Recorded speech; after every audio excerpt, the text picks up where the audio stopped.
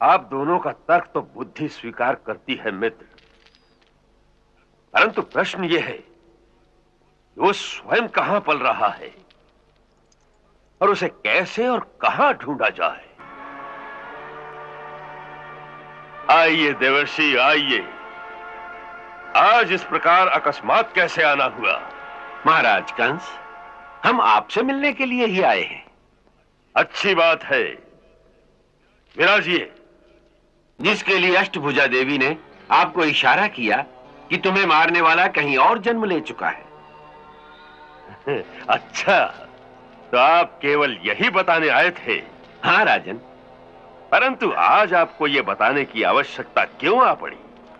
इसलिए कि आप चाहें तो अब भी अपने आप को सर्वनाश से बचा सकते हैं।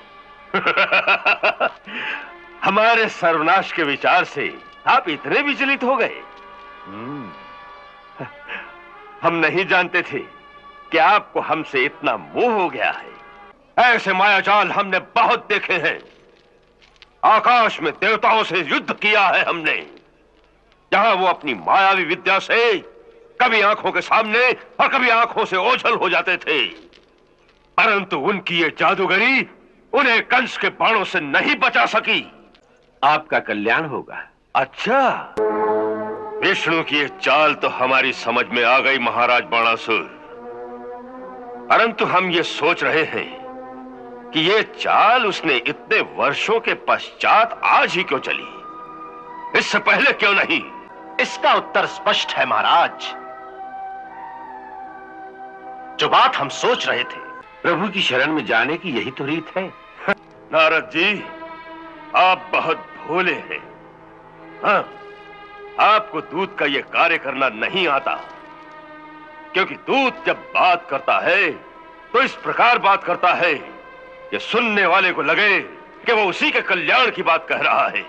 हाँ राजन, इसीलिए मैंने वही बात कही जिसमें आपका सचमुच कल्याण है। बस, ये बकवास बहुत हो चुकी। आप जाइए और अपने विष्णु से कह दीजिए कि हमें उसकी सारी चाल समझ में आ गई, पर हम उसमें फंसने वाले नहीं। हाँ, वो कहीं भी छुपा होगा, हम उसे ढूंढ निकालेंगे।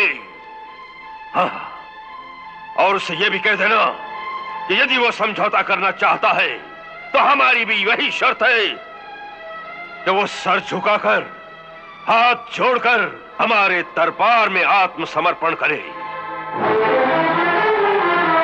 तो हो सकता है कि हम उसे दंड देने में थोड़ी सी नरमी बरतें।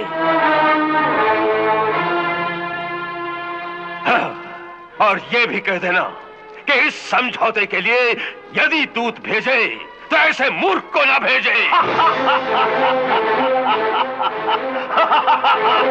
अब जाइए, जाइए।